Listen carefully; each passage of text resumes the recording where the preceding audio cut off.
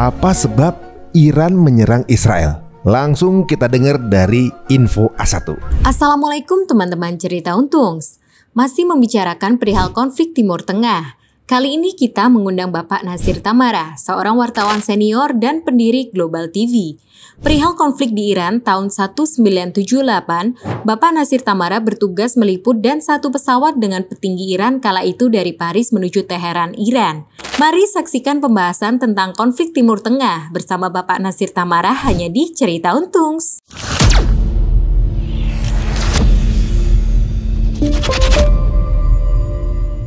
Assalamualaikum warahmatullahi wabarakatuh, teman-teman penonton Cerita Untung, apa kabar semuanya? Dan seperti biasa kita akan suguhkan tipe-tipe obrolan yang mengajak sama-sama berpikir. Karena mengajak berpikir, saya akan datangkan orang yang sering membuat kita ikut merasa, wah ini mind blowing nih.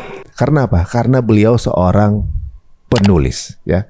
Langsung saja kita akan datangkan penulis senior di Indonesia. Inilah dia Bapak Nasir Tamara. Ya, apa kabar Pak? Baik, apa kabar Mas Ari? Senang ketemu Mas Ari di studio ini. Saya juga senang ketemu Pak Nasir ini seperti legend ya. Beliau ini bukan cuma menulis, tapi ternyata setelah kita ngobrol, beliau ini juga penjelajah ternyata nih. Apa aja negaranya Pak? Iran pasti. Iran. Ya, Eropa semuanya udah. Eropa udah semua? Udah. Yang tinggal lama tuh berapa negara? Di Paris, Inggris yang paling Paris berapa tahun? Paris 10 tahun. 10 tahun. Inggris 3 tahun. Inggris 3 tahun gitu ya. Parlez français maintenant ya? Oui, bien sûr. Bonjour. Bonjour siapa? Waduh, dia langsung ini lebih pakar nih beliau nih. Aduh. Nah, dari semua negara ini ya, waduh luar biasa yang sudah dikunjungi sama beliau nih. Salah satunya yang menarik adalah ketika kita lihat adalah negara Iran. Nah, ini menarik karena sekarang lagi panas, lagi jadi topik pembicaraan gitu ya. Ada news pack-nya. Benar gitu. Karena memang yang lagi rame di geopolitik Timur Tengah lagi Israel dan Palestina. Nah ternyata ada lagi berikutnya nih, konflik berikutnya antara Iran dan Israel kan, gitu kan? Iya betul. Dan obrolan yang biasa kita adakan adalah ya sama-sama yang tinggal di Indonesia menatap dari jauh. Nah berhubung Pak Nasir ini pernah mengalami tinggal di Iran, gitu kan? Saya mau tanya dulu nih Pak Nasir, sebelum kita ngomong politik, Iran tuh kayak gimana sih negaranya, gitu? Oh, negara yang alamnya itu kan sangat berbeda-beda kan.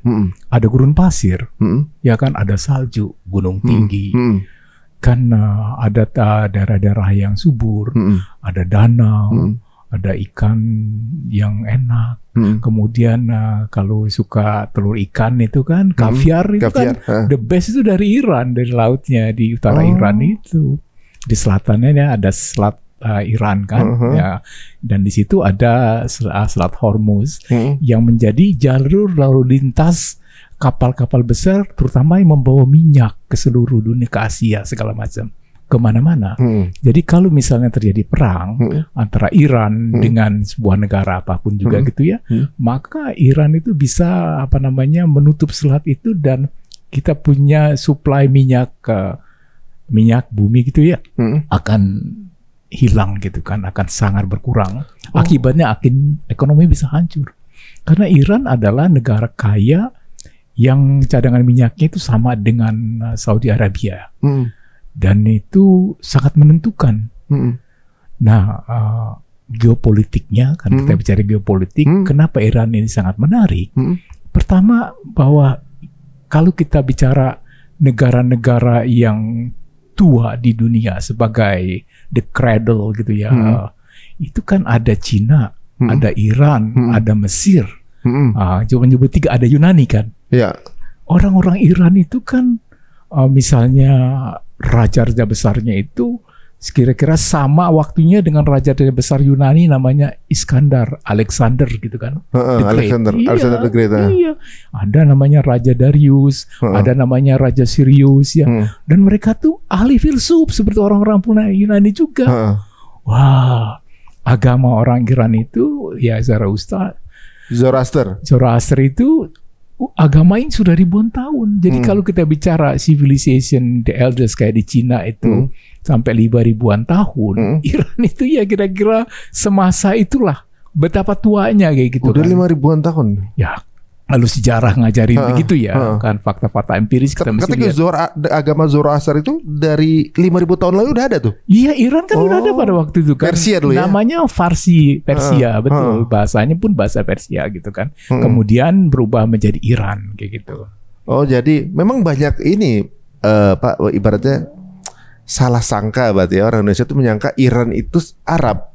Sama sekali bukan. Bukan ya. Dia lebih tua dari peradabannya kan. Karena Irak, Iran gitu kan kita dengarnya seolah-olah mereka kayak cuma beda tetanggaan soalnya gitu. Kalau Irak, Iran pasangannya gitu-gitu lah. Malaysia, Indonesia ada kedekatan gitu. Oh, tidak, beda, benar-benar beda. Dengan Irak itu memang mayoritas penduduknya Arab, ya kan. Tetapi lebih dari 50% dari pemeluk agama Islamnya itu beraliran Syiah.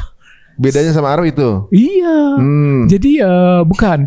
Jadi Iran dan Irak itu menjadi dekat karena penduduk Irak yang beragama Islam aliran Syiah itu hampir 60%, ya kan? Di Irak? Di Irak. Oh. Karena itu hubungannya itu menjadi dekat. Tapi juga dalam ceritanya Irak dan Iran tuh pernah perang 8 tahun. Oh, saya dengar tuh. Di zamannya Saddam Hussein gitu kan.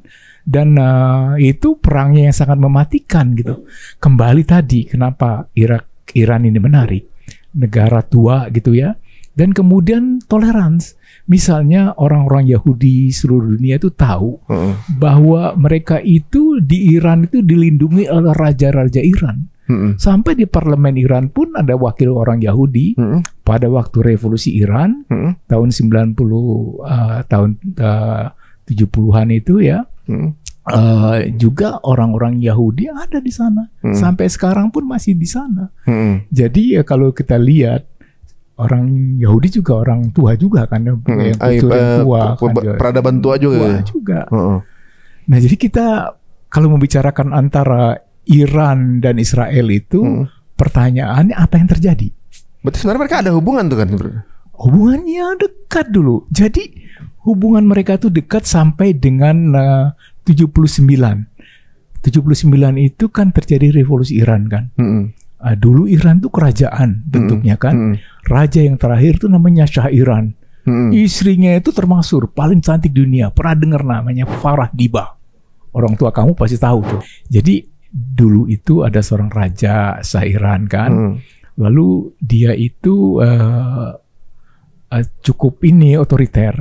Kemudian memerintah semaunya dia, mengabaikan juga kultur lokal. Termasuk bahwa Iran itu sejak lahirnya Islam 1400 tahun lebih yang lalu, itu kan penduduknya berubah. Dari dulu Zoroaster, kemudian mungkin agama-agama lain, mereka itu lalu memilih untuk menjadi Muslim, mendapat hidayah kayak gitu kan. Dan itu dari siapa? Dari perkawinan antara Sayyidina Ali kan gitu kan, yang melahirkan 2 putra namanya Hasan dan Husin. Dan Allah kita sejarahnya kan bagaimana dulu dalam masa-masa awal itu kan, sehingga karena ada pertengkaran untuk merebut siapa yang harus berkuasa memimpin Islam kan, Hasan dan Husin terbunuh. Dan Husin itu terbunuh secara sangat kejam gitu ya, di padang namanya Karbala. Dan orang Iran itu sekali mereka sudah berubah agama menjadi Islam, menjadi sangat kuat kayak gitu.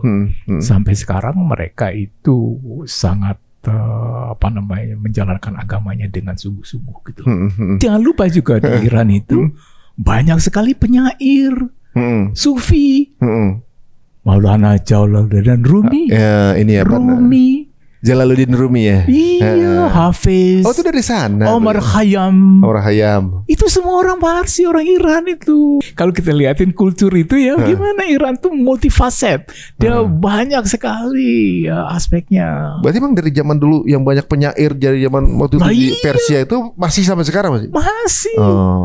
Dan Rumi itu menulis sebuah kitab yang namanya Masnawi yang panjang sekali, yang berbentuk namanya semacam syair-syair yang indah dibaca, sampai sekarang dibaca. Kalau nanti punya waktu nanti ke Turki,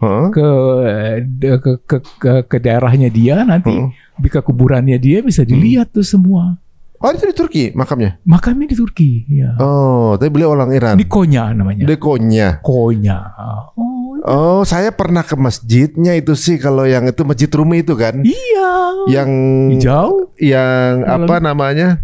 Ada tarian sufi yang muter-muter itu tuh. Betul. The Whirling Dervish gitu kan. Benar.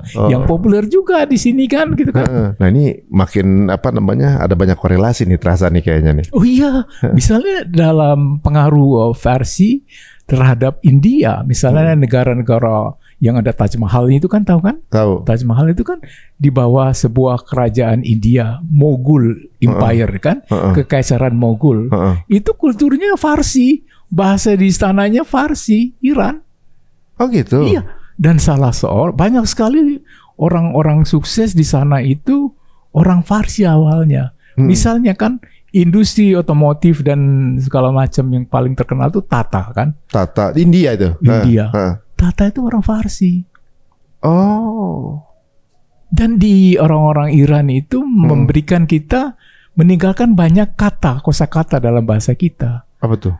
Kayak nakhoda, Shah Bandar, kayak gitu. Shah-Shahan itu dari sana ya? Ya, Shah Bandar itu kan misalnya penguasa pelabuhan ya kan. Karena dulu orang Iran itu sebuah empire gitu, yang menguasai pelabuhan di mana-mana, di Timur Tengah sampai ke tempat kita. Jadi hubungan Nusantara dengan Iran itu sangat tua. Kita sudah berdagang, kita sudah bertukar gitu, dan tradisinya juga tradisi dari Iran di dalam beragama itu ada, misalnya bubur di Jawa, bubur di Bengkulu, di Minangkabau kayak gitu, tabut gitu, tabut itu ada. Juga tradisi Iran. Ada juga di sini ternyata ya, bisa dapat ya.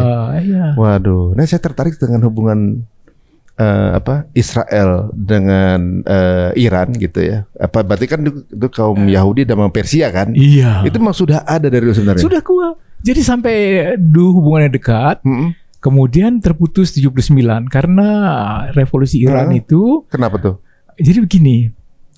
Jadi sisa Iran diprotes kan. Awalnya itu dari kampus-kampus, kemudian ke daerah industri kan, lalu kemudian menyebar ke para ulama, karena mereka itu merasa dilecehkan, nggak diukur oleh Iran kan, oleh Shah Iran kan, lalu mereka protes sehingga terjadi pemukukan, kemudian pendudukan gitu, orang itu berdemonstrasi di mana-mana kan, akhirnya tuntutannya supaya Shah Iran itu mundur. Dan disitulah munculnya semua kelompok oposisi akhirnya setuju untuk memilih leadernya. Leadernya itu adalah Ayatollah Khomeini. Oh, itu awalnya. Ayatollah Khomeini waktu itu tinggalnya di Paris. Dan saya berjumpa dengan beliau, wawancara dia pertama kali di kota Paris. Dia tinggalnya itu di Neufchâteau, sebuah kota kecil di utara Paris, yang terkenal zaman dulu itu karena ada lukisan Van Gogh. Van Gogh itu di sana? Bukan Belanda ya? Dia orang Belanda, tapi lama tinggal di Perancis. Dan majunya sebagai penulis itu di Perancis. Sebagai pelukis itu di Perancis. Dia melukis gereja di Neufchâteau, tempatnya Ayatollah kota ya, kecil, di mana Ayatollah Khomeini itu membuat headquarternya di dalam melawan Shah Iran.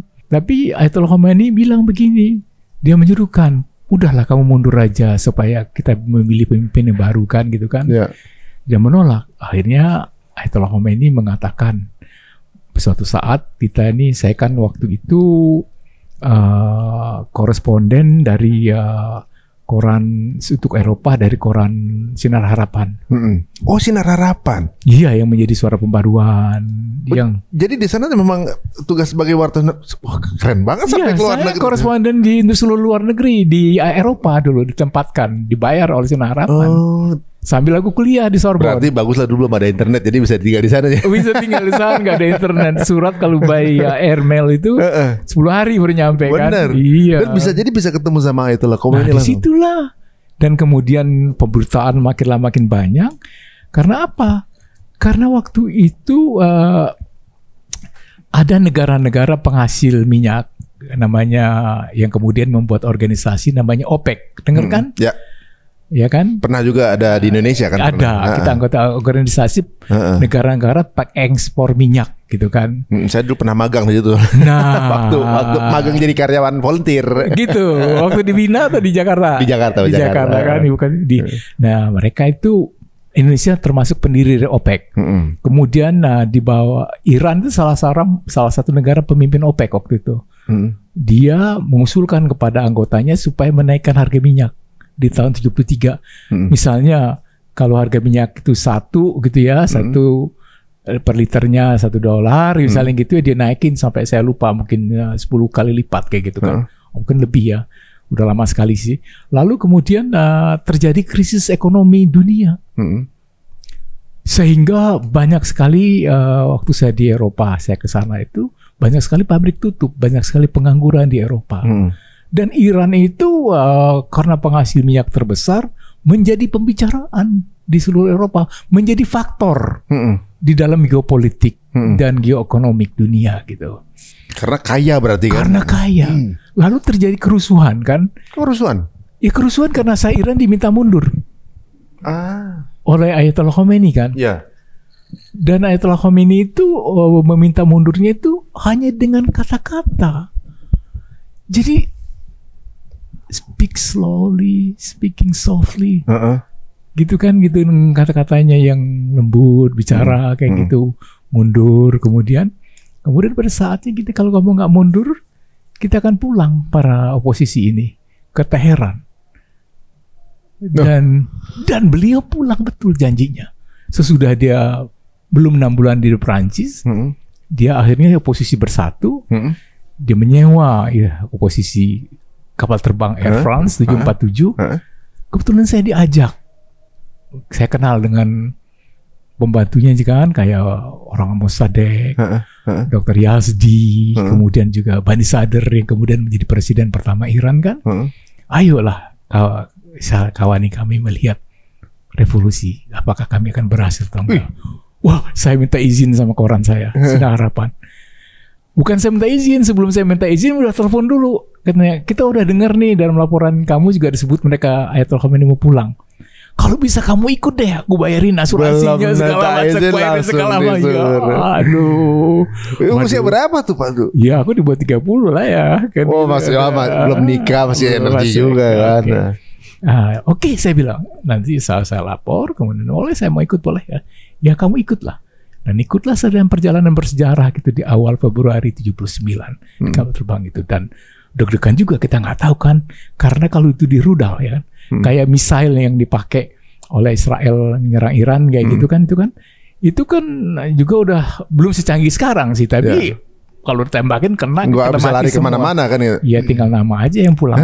Iya benar. Bisa begitu kan. Dan udah gitu ini ada politisnya dalam pesawat itu kan, bisa jadi target kan.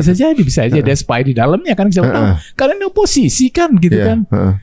Kita nggak tahu, tapi Allah Subhanahu wa taala itu memang sangat udahlah memang punya rencana sendiri ya. Punya rencana sendiri gitu. Jadi saya ditakdirkan untuk ikut dalam perjalanan itu menjadi saksi revolusi. Dan bagaimana sesudah beliau pulang 10 tahun itu semua menyerah. Dan akhirnya pelan-pelan para oposisi itu mengambil, pelan-pelan tuh bukan dalam bertahun-tahun, dalam hitungan minggu gitu, mengambil alih pemerintah. Membikin pemerintahan transisi. Tapi sebelum mereka legal, mereka bilang oke, ayo kita bicarakan bagaimana nasib Iran katanya. Kalau kami oposisi merencanakan supaya kerajaan ini yang nggak ada yang ngontrolnya karena rajanya absolut, ya merasa bahwa dia titisan Tuhan gitu kan ya. Harusnya ini demokrasi dong katanya. Karena itu kita harus bikin referendum. Ya. Referendum itu pertanyaannya cuma satu. Apa tuh? Setujukah Anda bahwa Iran berubah dari kerajaan menjadi sebuah republik Islam Iran? Dan mayoritas setuju. Sesudah ada referendum, ini menarik karena ada aspek legal, aspek hukum yang dipegang. Mereka nggak mau pemindahan kekuasaan itu tanpa hukum kan? Ya. Ini menarik kan, mereka tuh patuh hukum. Jadi referendum itu kan bentuk kan mengubah konstitusi. Ya. Itu jadi mereka menjadi sebuah republik. Tapi Ayatollah Khomeini bilang, saya nggak punya ambisi, saya hanya seorang ulama. Tidak mempunyai ambisi untuk menjadi kepala negara, menjadi presiden. Juga saya tidak mau anak-anak saya masuk jadi memiliki jabatan-jabatan yang nggak mau dia. Sampai sekarang pun nggak ada keturunan gitu. Jadi saya adalah seorang ulama yang harus mengajarkan kebenaran berdasarkan ajaran agama yang saya anut. Memang akhirnya beliau itu kan di Iran tuh menjadi dipanggil imam. Iya. Imam Khomeini. Oh, jadi nggak ada saat itu nggak ada raja. Nggak ada raja, kan raja udah mundur. Presiden nggak ada. Tapi menteri. Tapi imam. Nggak. Jadi imam itu adalah julukan bagi para ayatollah besar gitu ya. Ayatollah itu kan ada ayatollah yang biasa, tapi ada yang disebut Ozma ayatollah gitu. Ayatollah yang udah senior ya, bukan usianya tadi, pengetahuannya sangat dalam gitu, mendalam. Ayatollah Khomeini itu satu yang paling tinggi derajatnya pada waktu itu sehingga dia dipilih. Ini menarik. Proses ini mirip yang terjadi di Turki ya berarti Pak ya. Waktu Abdul Hamid kemudian berganti ke Ataturk. Berpindah dari kerajaan menjadi republik. Iya. Itu agak mirip gitu polanya gitu kan, Ataturk dan Abdul Hamid yang gaya lama gitu, yang ini versi barunya. Iya. Kalau itu sekularisme, bedanya Ataturk sekuler. Ya. Dia kan dulu raja itu kan memegang agama kan, tapi Ataturk bilang enggak, kita harus sekuler seperti di Eropa.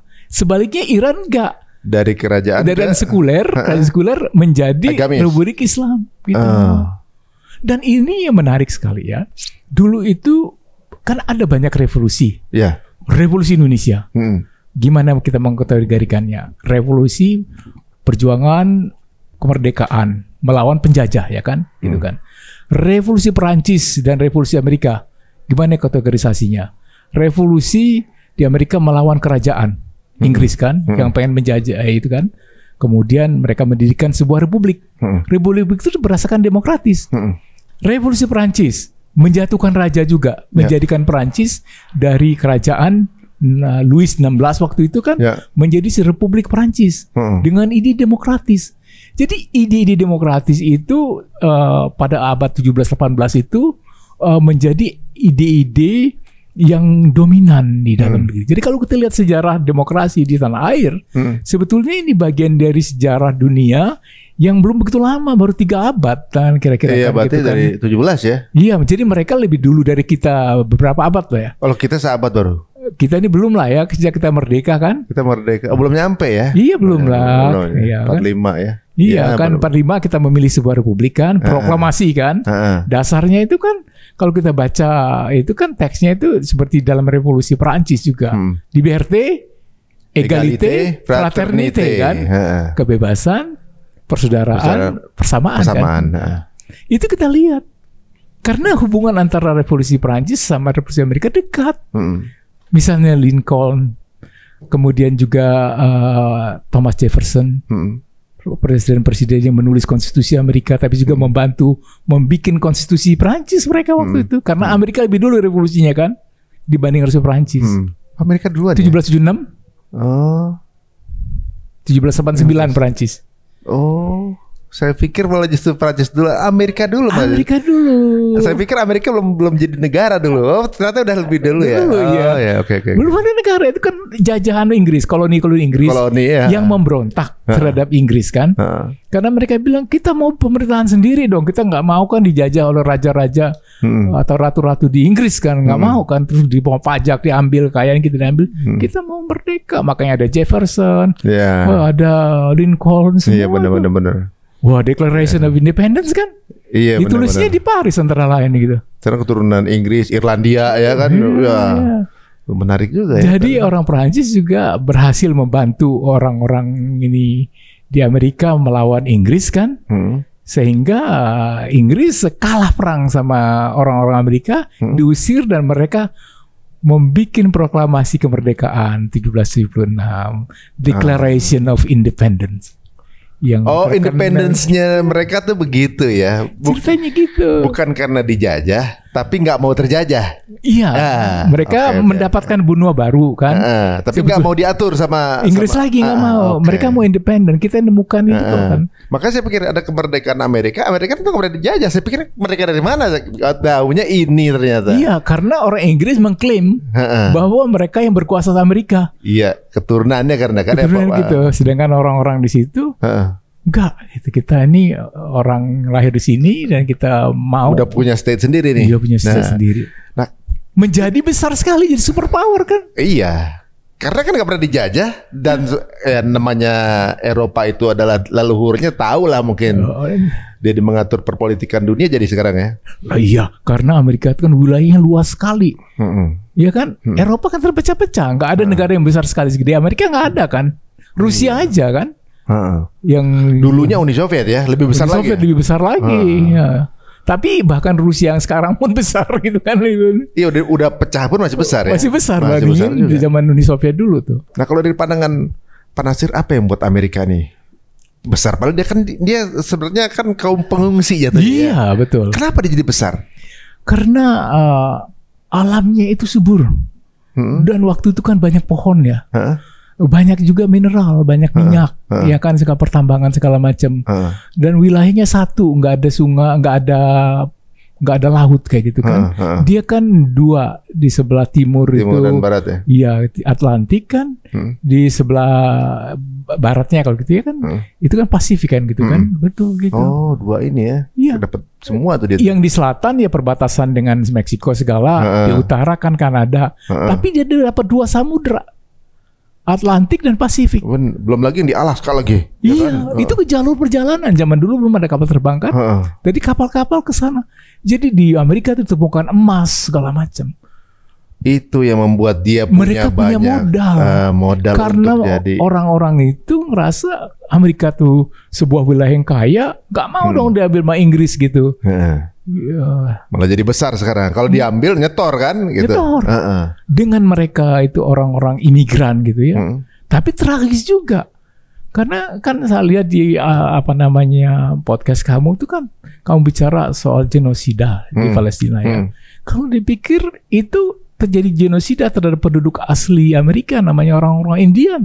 Itu pengulangan jadi soalnya. Maksudnya pernah terjadi dulu ya? Lah iyalah orang-orang. Oh, aslinya Indian itu juga tergenosida ya? Mereka tuh penduduk asli di sana, pribuminya Amerika Utara dan Selatan. Oh, jadi etnis cleansing itu udah pernah terjadi dulu. Sudah. Ribuan tahun udah terjadi. Orang Yahudi pun di zaman-zaman dulu diusir di mana-mana udah terjadi. Iya. Zaman Romawi udah terjadi. Zaman Iran pernah terjadi. Zaman Yunani. Nah, ini menariknya ini. Nanti berarti bisa kita sambungkan nih antara kan hubungan Amerika dengan Iran juga sekarang kan nggak harmonis juga. Sampai 79 harmonis. Kenapa mereka putus? Karena Amerika diminta mendukung pemerintahan baru di bawah yang menang kan, di bawah Khomeini. Kan? Yang kemudian bikin pemilihan presiden pertama. Presiden pertamanya itu adalah Dr. Abul Hassan Bani Sadr kan. Dan di situ sesudah menang orang-orang oposisi itu, lalu Amerika itu nggak mau mengakui. Kenapa? Mereka pikir mereka masih tetap mendukung sah gitu kan. Lalu apa yang terjadi? Itu dahsyat sekali karena mungkin ini akan terulang kembali. Pada waktu itu saking seluruh harta Iran itu dibekukan di bank-bank Amerika. Nggak boleh kan banyak sekali kumulasi dari penjualan minyak itu kan. Ada di Citibank, ada itu nggak bisa diakses. Nggak bisa diakses, di frozen Amerika. Jadi pada waktu revolusi kan perlu biaya kan segala macam, dan nggak boleh pulang. Dan pemerintah Amerika itu menggunakan juga subversi macam-macam untuk menjatuhkan pemerintahan di bawah Shah Iran itu, di bawah Khomeini itu. Nah, kalau bawah Khomeini gitu. Putusnya dengan Israel? Karena Israel itu kan selalu dekat dengan Amerika. Oh, oke. Karena lihat geopolitik. Ketemunya di situ. Itu geopolitik. Ini kan minggu lalu ini Kongres Amerika memberikan $90 miliar bantuan ya kan.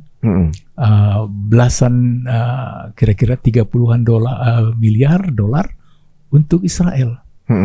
Untuk digunakan untuk menghancurkan para teroris Hamas.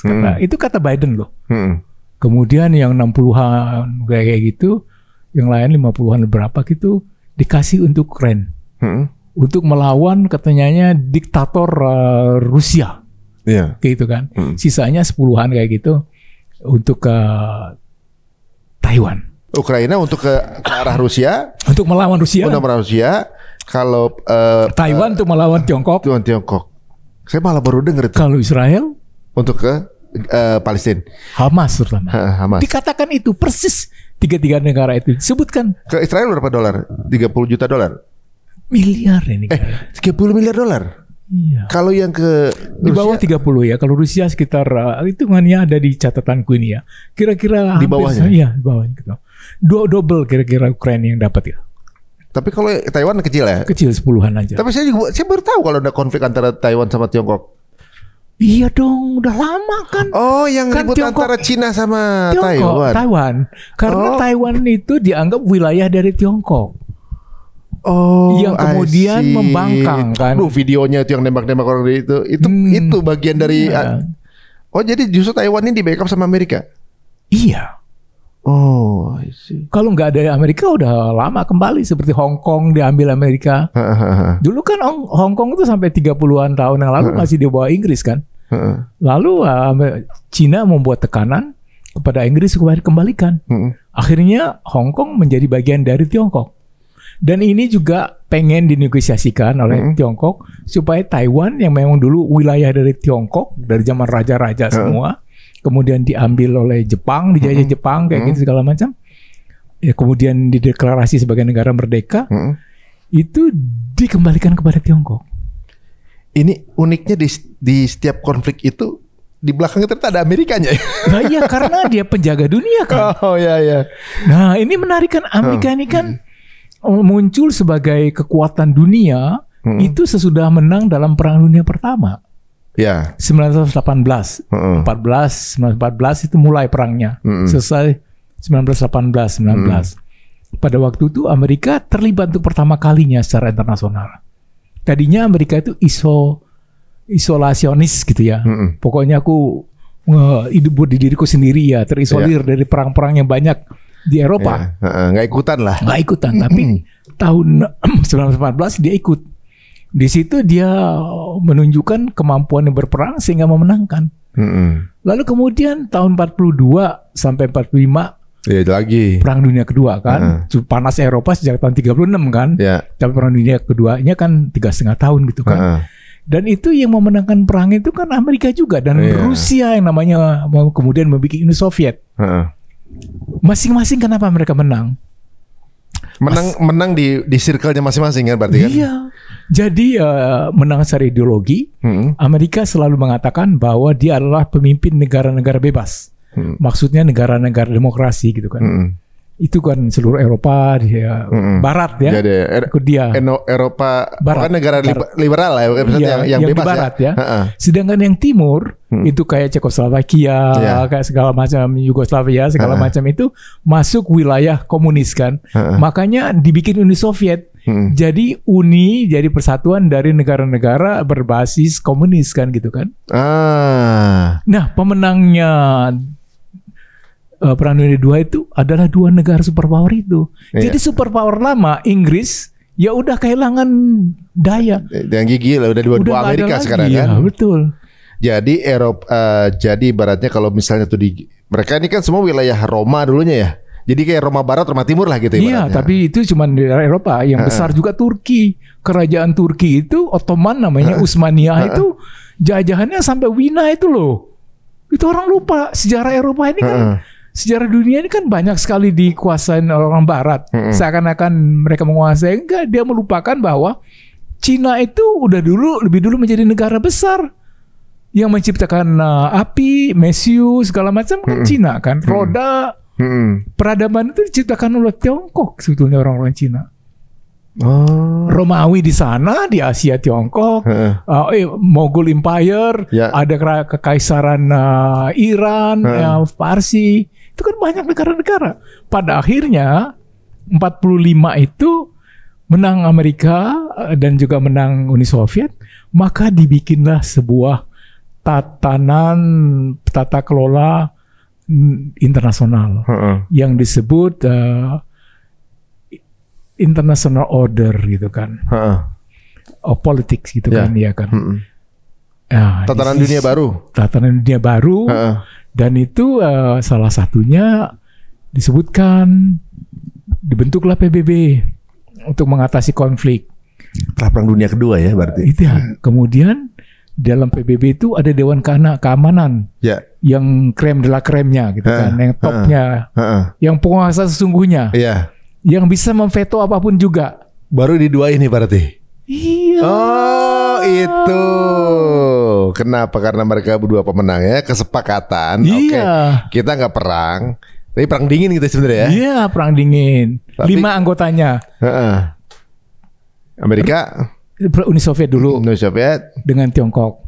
Ya. Ya, satu komunis kan. Satu kubu. Ya. Kemudian Amerika, Perancis, Inggris satu kubu. 5 negara itu. 5 ini aja? Iya. Yang lain tuh ada tapi di belakangnya tetap, lagi. Bukan tetap, anggota tetap. Oh, jadi kadang-kadang Indonesia pun pernah jadi anggota Dewan Keamanan tapi tidak tetap. Setahun aja gitu. Tapi yang tetap yang punya hak veto, yang lain cuma 5 negara ini. Nah, ini kaitannya dengan Palestina. Pada waktu terjadi konflik antara Iran dan Israel, itu kan PBB itu meminta supaya Palestina itu diterima sebagai anggota tetap PBB. Tapi semua anggota Dewan Keamanan setuju kecuali Amerika. Amerika memveto. Tidak. Selesai semuanya. Selesai bubar. Kalau Palestina itu merdeka, pasti itu menjadi kekuatan sendiri gitu kan. Kayak Timor kan. Dia kan tadinya kan Indonesia nggak diakui oleh PBB kan? Oh, nggak, PBB nggak diakui? Enggak, tapi sekarang kan udah masuk kan dengan perjuangannya kan. Jadi Palestina yang ada sekarang ini adalah sebagai negara peninjau, sama statusnya dengan Vatikan, gitu kan? Oh, I see. Tapi kemarin perjuangan untuk membuat Palestina sebagai negara yang diakui PBB itu udah lama. Dan kita kembalikan tadi geopolitik nih ya, antara Iran dan Israel kan, awal dari pembicaraan ini kan. Iran, Indonesia dan semua negara itu hampir mayoritasnya mendukung kemerdekaan Palestina. Tapi diveto oleh Amerika Serikat. Satu veto aja membatalkan semua. Anda kan pasti bertanya kan, banyak orang bertanya. Iran ini kan bukan orang Arab. Palestina itu kan orang Arab. Penduduk mayoritas di Palestina itu adalah Islam. Tentu Yahudi juga banyak sana, tapi yang di Palestina gitu ya, itu adalah Islam tapi Sunni kan. Orang Iran ini kan Syiah gitu. Pertanyaannya, kenapa ini negara mau membela Palestina? Ya kan, apa kepentingannya ini dia? Palestina nggak punya minyak, nggak punya segala macam, malah menjadi korban gitu. Tapi dia mau masuk ke dalam mendukung Palestina sehingga Israel itu menyerang Iran di konsulat jenderalnya Iran di Damaskus, Suriah.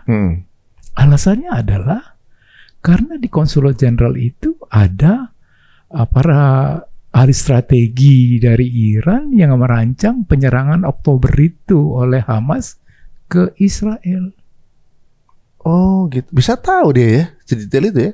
Iya, intelijennya. Israel sendiri nggak pernah ngaku itu serangan mereka.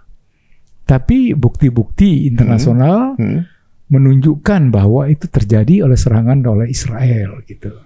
Jadi udah dibuktikan. Serangan kemarin adalah balasan dari serangan ke Damaskus itu, ke kedutaan Iran di sana, karena memang dalam charter PBB nomor 51 disebutkan bahwa hak untuk membela diri dari sebuah negara apabila diserang. Jadi kalau dia diserang duluan, dia berhak membalas kan. Dia baru menyerang kalau dia diserang duluan gitu. Itulah, itu yang alasannya ketika Dewan Keamanan PBB membicarakan serangan Iran, Iran menjawab, kita bukan yang duluan, kita korban, jadi kita membalas kayak gitu. Dan kita nggak anti Amerika, kita segala macam, tapi kita membalas serangan dari sebuah negara terhadap kita. Nah, yang unik begini nih, Pak. Kalau di Amerika itu kan ada tandem sama-sama kuatnya Uni Soviet. Nah, kalau Iran yang punya minyak banyak di daerah Timur Tengah nih, tandem sama-sama kuat yang punya minyak juga Arab Saudi, gitu. Saya tuh dapat diskusi sebelumnya tuh ya, bahwa sebenarnya Arab Saudi dengan Iran nih berperang juga gitu ya. Lah kan kemarin itu ada lama sekali sejak dulu itu ada persaingan antara Saudi Arabia dengan Iran. Sejak Perang Dunia Kedua gitu kan. Saudi kan muncul sebagai negara sesudah Perang Dunia Pertama kan. Sesudah runtuhnya kekaisaran Utsmaniyah kan, Turki kan muncul negara merdeka Arab kayak Saudi Arabia, Jordania, macam-macam. Oman gitu. Ya. Kecuali Mesir pernah dijajah juga kan.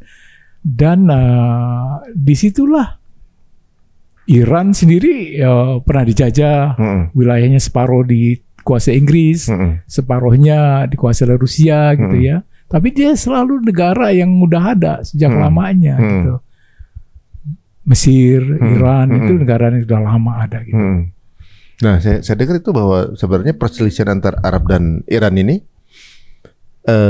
perangnya di Yaman gitu atau di Syria gitu. Jadi lahan perangnya gitu. Ada Houthi kan di Yaman kan karena mereka orang Syiah juga. Di Suriah juga. Kemudian Lebanon Selatan, di Lebanon dan juga di Irak. Jadi penyerangan Iran itu bukan hanya dari Iran tapi juga dari Lebanon, dari Suriah, dari Irak, dari Yemen. Jadi penyerangan itu penyerangan regional. Sebenarnya berarti penyerangan Iran berarti ya? Dengan pakai sekutu-sekutunya. Sekutunya. Jadi di sini kita sebut bahwa Iran tuh sekarang telah mengocok ulang geopolitik di Timur Tengah. Karena dulu dia sendiri, sekarang dia punya sekutu Irak, Suriah, Lebanon dan Yaman. Irak yang dulunya pernah bermusuhan, sekarang ally sekarang. Ally. Dan ini kan tragisnya gitu. Kita lihat pertanyaannya tadi itu kan apa betul musuh Saudi Arabia itu? Saya bilang memang dari dulu ada persaingan ya. Tapi yang mengherankan pada waktu serangan Iran itu Saudi Arabia kan menembak misil dan drone dari Iran kan gitu kan. Jordania juga mengakui kan mereka ikut menembak. Tapi yang betulnya menangkal sebetulnya adalah Amerika, Perancis, Inggris yang paling banyak menjatuhkan. Tapi Saudi dan Jordania, dua-duanya negara Arab, di situ orang bertanya kenapa bukannya membela Palestina tapi malah ikut jatuhin. Itu kan. Jadi kompleks sekali ini masalah. Timur Tengah ini wilayah konflik yang sudah lama sekali di zaman dulu ya, bukan baru. Terutama ini sejak Perang Dunia Pertama kan gitu. Ini menariknya nih, semuanya tuh ada kepentingan apa sebenarnya dengan Palestina? Minyak. Oh, ujungnya itu. Duit dari minyak. Di bawahnya itu mungkin ada minyak kali. Semua di Timur Tengah kan punya minyak kan. Yang nggak punya itu Jordania nggak punya. Suriah nggak banyak. Jadi intinya ekonomi juga sebenarnya. Sangat ekonomi. Banyak hal bisa dijelaskan dengan follow the money trail. Israel ingin menguasai Palestina, di bawah Palestina ada minyak. Bukan begitu. Apa wilayah? Dia buat Israel yang penting dia di wilayah, jangan dia diganggu. Karena buat mereka Israel itu adalah wilayah yang impian ribuan tahun dari orang-orang Yahudi bahwa suatu saat mereka kan biasanya hidupnya bermigrasi gitu kan. Di mana-mana kan kadang-kadang nggak boleh punya tanah, nggak punya rumah gitu kan. Eksklusif sih mereka kan perkawinannya antara sama orang Yahudi segala macam kan. Dan mereka kaya, pintar, berhasil kan. Sehingga contoh yang paling ekstrim itu adalah ketika Perang Dunia Kedua itu Jerman itu membunuh jutaan orang Yahudi. Yahudi ya, Holocaust ya. Holocaust, kemudian membuat kampung-kampung konsentrasi gitu kan, kayak Auschwitz kan. Ya. Jadi sejak abad 19 itu politikus orang-orang yang sadar politik yang disebut kaum Zionis itu kemudian bertemu orang-orang Yahudi itu, mereka memikirkan bahwa suatu saat harus ada wilayah. Dan mereka itu pengennya itu di Palestina. Kenapa Palestina? Karena Yerusalem, kota suci buat mereka juga. Jadi Yerusalem paling ideal lah buat mereka ya. Dan kota suci buat mereka, kota suci buat Muslim, buat Kristen, ya kan, Katolik. Jadi memperebutkan. Jadi mereka kut-kekut gitu ya, kepenginnya itu ada di Palestina. Dan itu dalam Kongres Zion di mana-mana itu. Mereka minta bantuan dari Inggris dan Prancis, dan ada janji dari pemerintahan Inggris yang waktu itu menjadi superpower number one di dunia pada abad 19 kan. Belum ada faktor Amerika kan, belum ada faktor Uni Soviet. Inggris terbesar. British rules the wave katanya kan gitu kan. Menguasai samudra semua. Sebelum Perang Dunia Kedua berarti. Nah, sebelum. Nah, jadi di London disetujui bahwa Inggris akan mendukung adanya sebuah negara merdeka untuk kaum Yahudi. Ini Balfour itu berarti? Iya, antara lain. Dan kemudian sesudah pecah, Turki membagi-bagi wilayah. Orang-orang Palestina yang udah lama di sana nggak dikasih sebuah negara. Sedangkan Jordania dikasih gitu kan. Iya. Libanon ada, tapi orang Palestina yang udah dibilang nggak ada sana. Dan 47, 48 kan orang Israel kan masuk ke sana mau bikin negara Israel, gitu kan. Itu yang namanya Nakba itu. Ya, kemudian pembunuhan besar-besaran waktu itu kan sehingga mereka eksodus kan gitu kan. Dan disitulah munculnya Israel. Dan waktu itu nggak ada kepemimpinan yang dari orang Palestina yang bisa memimpin secara nasional. Kepemimpinan itu kan lahir sesudah ada Yasser Arafat tahun 60-an. Secara yang membuat People Liberation Organization, PLO. Katanya itu juga bentukan Israel itu mereka. Israel udah ada, tapi mereka belum punya negara kan? Maksudnya dibentuk untuk jadi ininya, biar secara konstitusional bisa meeting gitu loh maksudnya. Kan nggak ada. Bukan. PLO bukan didirikan, tapi itu hasil dari perjuangan orang Palestina, kesadaran, dan ada kesadaran tapi kemudian menemukan pemimpin di PLO. Dan dalam perjuangannya Yasser Arafat itu yang pertama melakukan pertempuran karena permintaan damainya supaya dikasih wilayah kan nggak setujui kan. Akhirnya bikin organisasi pembebasan kan. Dan itu sudah ada perjanjian damai mulai di Madrid, kemudian di Oslo, Norwegia, bahwa akan ada dua negara. Two state ini. Yes, dua negara kan. Satu Israel, satu negara Palestina. Tapi kan sampai sekarang itu nggak diwujudkan. Buktinya mereka nggak mau mengakui Palestina sebagai wilayah negara merdeka. Padahal salah satu sponsor besar dari perjanjian perdamaian di Madrid dan di Oslo itu adalah Amerika Serikat dan negara-negara Uni Eropa. Ya, kalau disetujui maka Palestina punya hak yang sama di PBB.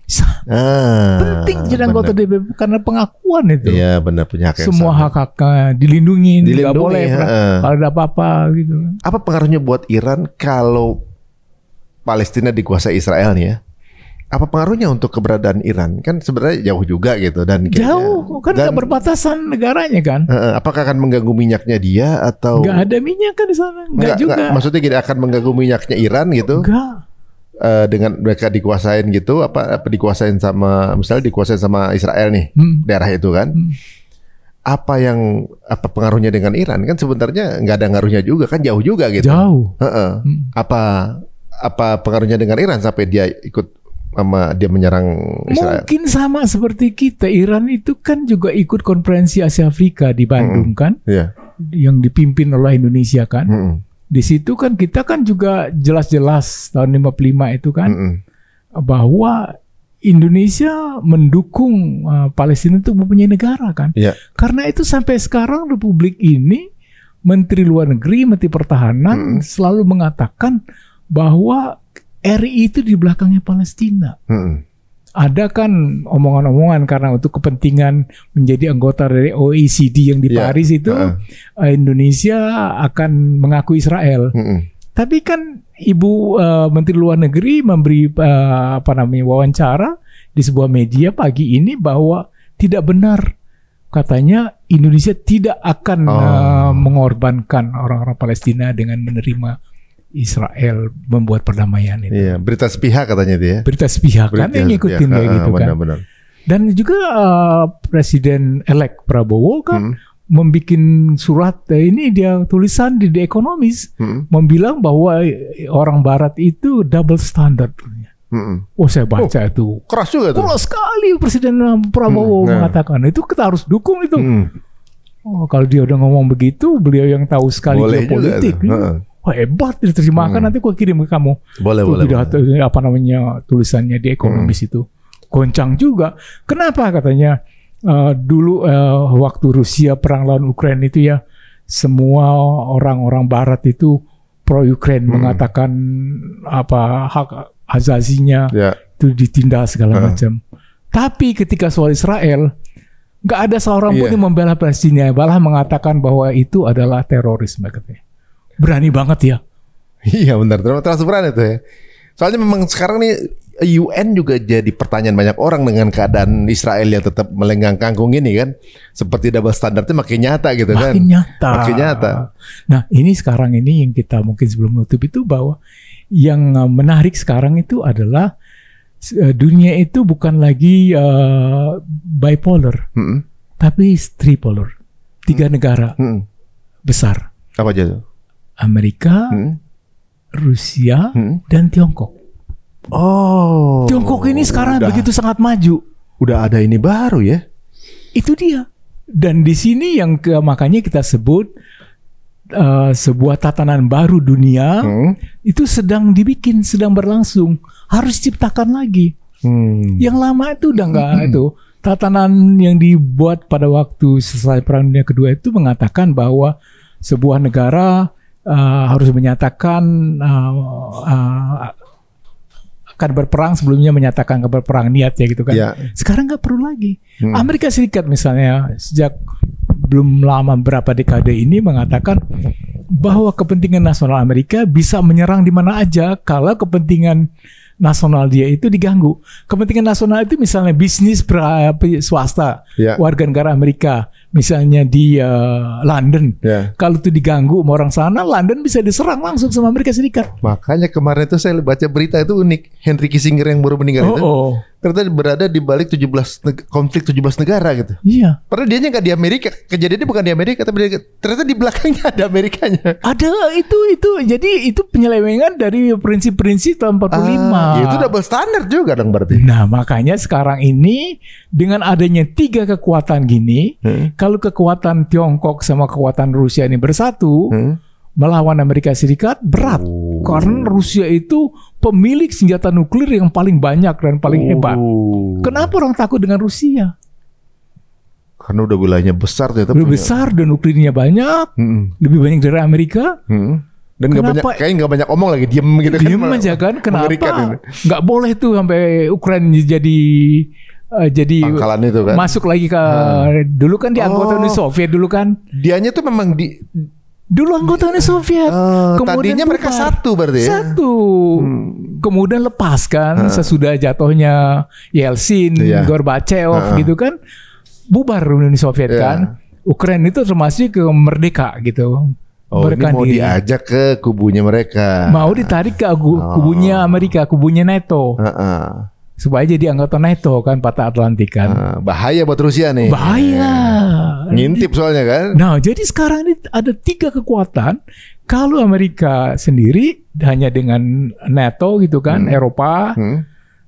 Lalu jumlahnya kan juga Eropa juga nggak kuat-kuat banget gitu ya. Cuman ada 2 negara nuklir kan di Eropa kan, Perancis sama Inggris kan. Tapi Amerika, Rusia dan Tiongkok yang mempunyai banyak sekali, ini akan mengubah peta dunia. Kita hidup dalam zaman ini. Waduh, nah ini menarik nih Pak. Ada satu juga sebelum menutup ini. kenapa Iran tuh berani menyerang Israel? Selama ini dikakui bahwa Israel itu pemilik senjata nuklir. Yeah. Sedangkan Iran itu sedang berusaha membangun senjata nuklir. Nah, mungkin Iran itu sekarang sudah punya senjata nuklir. Kenapa? Tidak ada sebuah negara pun berani menyerang sebuah negara yang punya nuklir. Kan nuklir itu menghancurkan. Misalnya ya, kenapa pertanyaannya diserang Israel? Israel udah punya nuklir kan? Karena kalau Iran diserang dengan nuklir Israel, hancurlah negara itu.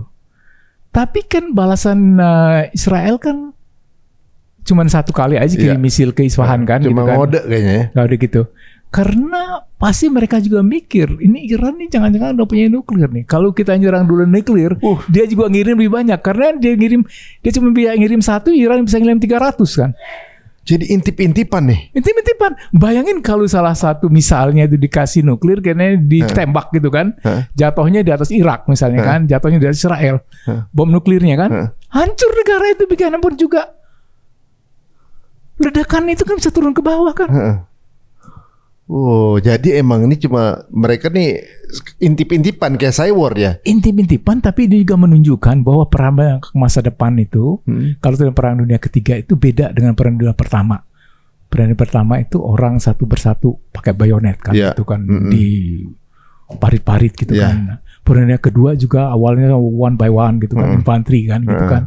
Sampai bom nuklir, bom atom jatuhin di Hiroshima dan Nagasaki kan. Perang dunia ketiga nggak ada lagi.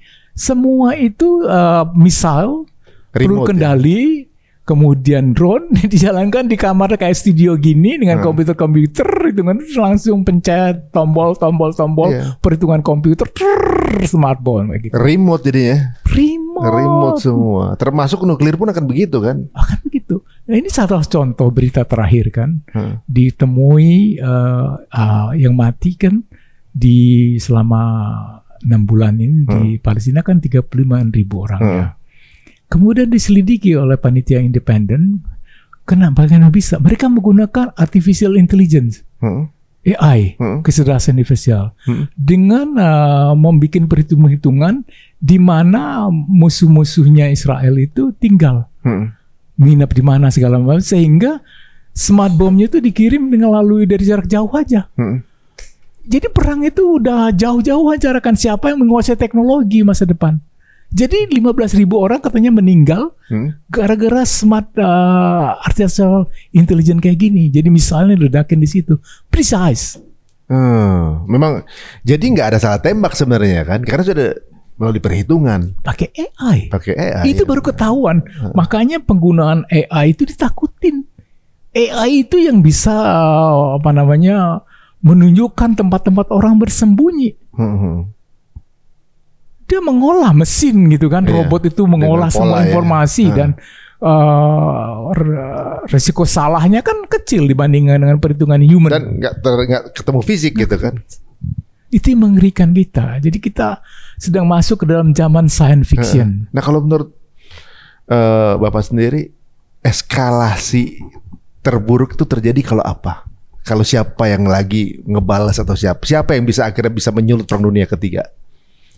Perang dunia pertama itu hanya karena ada percobaan pembunuhan dari seorang baron di Sarajevo, di Bosnia sekarang kan. Perang dunia kedua karena Hitler mencaplok kiri kanan segala macam, kemudian orang-orang melawan Hitler kan. Lalu kemudian ditemukan bom atom ya. Tapi kenapa bom atom nggak dijatuhin di Berlin, di Jerman? Kenapa jatuhin di Asia? Karena ada rasialisme juga menurut aku itu kan. White supremacist juga kan. Karena Jerman kan musuhnya Amerika kan. Jepang juga musuh Amerika.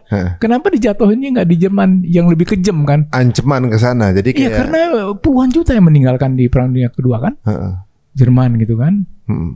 Itu kayak cyber gitu maksudnya. Dengan jatuhin situ, lu bisa next nih gitu kayak gitu. Iya, karena mungkin dipilih targetnya. Pokoknya jangan sampai orang-orang yang white people gitu died gitu. Tapi color people Asian can die. Ya, itu bisa didispose kan gitu ya. Aduh. Nah, sedih dengan ceritamu ini. Ya makanya Makanya bagi mereka white supremacist kan gitu kan. Kalau harus apa collateral damage jangan yang white supremacist gitu kan. Nah gitu kan. Jadi itu ada unsur juga di situ karena mereka lama menjadi kolonial, kekuatan kolonial dan imperial kan.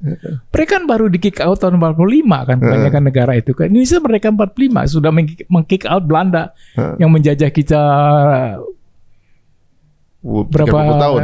Iya abad gitu kan. Iya. Ini kayaknya bakal berjilid-jilid nih kita nih akan ngobrol sama Pak Nasir lagi nih kayaknya nih. Kita banyak penasaran ya nih. Ini unik, ternyata sebuah drama besar ternyata nih. Memang ini drama besar yang bisa menciptakan peran ketiga. Mudah-mudahan sih kita underestimate. Kita ngelihat nih dari sini ya. Kita ngelihat dari sini. Makanya kita harus. Tapi bisa nggak kejadian? Bisa. Kemungkinannya kalau dari presentasi. Oh, kita nggak bisa bilang bahwa 0. 1% itu bisa. Misalnya 20-30% ada kan segitu. Kita lihat aja nanti bagaimana dalam berapa tahun ini. Apakah Amerika siapa yang kepancing gitu ya? Siapa yang kepancing gitu aja. Dan kalau udah pegang senjata, kepancing, gampang aja. Ini sekarang yang mempunyai kekuatan nuklir kan bukan hanya negara-negara, ada juga organisasi-organisasi biasa. Waduh. Dan banyak sekali chaos. Perusahaan-perusahaan yang kaya raya yang bisa aja kan miliki gitu kan. Chaos nih kayaknya nih. Nah, makanya apakah kita sedang menuju akhir zaman seperti dibilangin dalam agama kita? Itu bisa aja. Nah, kita yang sadar, kita harus berjuang supaya terjadi perdamaian. Iya. Kita ini orang sadar bahwa perang itu akan menghancurkan. Iya. Masih ada jalan menghindari perang yang menghancurkan manusia. Karena manusia kan diciptakan oleh Allah SWT. Di dalam tubuh seorang manusia itu ada zat Allah kan. Ada kebaikan. Mengapa kita harus saling membunuh kayak gitu? Nah, kita memerlukan nalar. Kita memerlukan jembatan-jembatan untuk membuat perdamaian antar sesama manusia. Sehingga kita kembali ke fitrahnya bahwa manusia ini baik. Kita masih dalam suasana Ramadan. Waduh. Dan damai itu perjuangan kita. Mudah-mudahan mereka para pemimpin dunianya juga punya nuansa itu nih, Pak. Insya Allah. Mereka lagi pada emosi kan sekarang. Pada emosi. Salah-salah teken. Waduh, bahaya tuh. Ya. Iya. Maka dinginin dulu lah. Dinginin dulu. Cooling off dulu. Karena Indonesia nggak punya nuklir. Nggak punya. Tapi kita nggak cepat tahu ada ya. Ya. Kayak kemungkinan kecil ya. Yang penting kan kita ini jauh kan dari tempat-tempat konflik. Ya. Kalau kita lihat yang bahaya nuklir itu kan Timur Tengah. Ya kan ada Israel situ. Eropa, Ukraina kan. Ya. Kalau di Asia kan jauh ya, remote kita, ya. Indonesia kan mungkin karena kita remote gitu ya. Mungkin insya Allah kita juga akan terlindung gitu. Mungkin mereka pikir kalau ngeluncurin juga mahal. Kos gitu. Tapi kalau kita kembali kepada white supremacist, itulah. Kayaknya perlu kita bikin lagi, kita obrol lagi sama Pak Nasir nih, karena wawasan beliau nih, karena beliau sudah merasakan tinggal di berbagai negara. Pembahasan kita mengenai Iran, beliau juga pernah tinggal di Iran. Jadi di sini nih adalah obrolan langsung info dari A1. Jadi sekarang waktu kita di sini adalah mengamati, dan jangan sampai kita kemudian nggak tahu keadaannya seperti apa, posisi seperti apa. Betul, kita harus tahu. Informasinya harus kelas A. Ini dramanya lagi di mana kan gitu. Betul. Mesti tahu ya. Waduh, terima kasih Pak Nasir waktunya nih. Terima kasih. Sama-sama Mas Ari. Mudah-mudahan nggak kapok kita undang sini. Terima kasih banyak. Waduh. Jangan lupa untuk hadir di toko buku beliau. Namanya? Toko buku Nathan. Toko buku Nathan. Nathan Bookstore. Nathan Bookstore. Ada di Jogja dan di Jakarta. Benar. Jakarta udah dibuka lagi. Mau dibuka ya? Udah dibuka mulai tanggal 1 Mei. 1 Mei ini ya. Jakarta Selatan. Lihat aja IG-nya Nathan Bookstore ya. Yeah. Nathan Bookstore. Bookshop, Nathan Bookshop. Yeah. Ya, Nathan Bookshop. Ya teman-teman, kalau dirasa nih seru banget pembicaraan ini dan perlu di-share, monggo silakan dikirimkan share link sebanyak-banyaknya, dan jangan lupa juga untuk follow dari sosial media dari Pak Nathan. Ada IG, Pak? Ada. Apa tuh IG-nya? Nasir Tamara 8. Nasir Tamara 8. Langsung di follow aja, mau tanya DM monggo silahkan. Insya Allah kita akan bikin pertemuan lagi dengan beliau. Sampai ketemu lagi di episode berikutnya. Assalamualaikum warahmatullahi wabarakatuh.